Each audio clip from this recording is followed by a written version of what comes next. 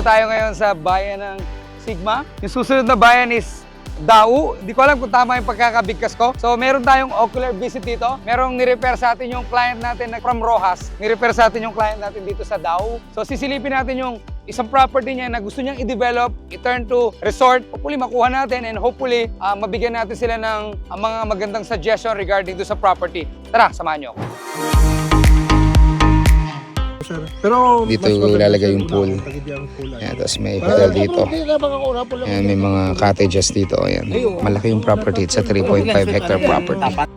Nakita natin yung plano. Maganda yung gusto nilang mangyari. Kailangan lang ma-ready talaga kung ano yung mga dapat i-ready para at least maiwasan yung mga unnecessary na kung saan natin nilalagay. Especially yung mga drainage system na yan, yung water system natin, yung mga yan. Importante yan. Nasa development plan yan. That's why every time na may mag-a-ask sa amin regarding sa mga resort, lagi ko sinasabi, unahin yung development plan. Tapos na tayo doon.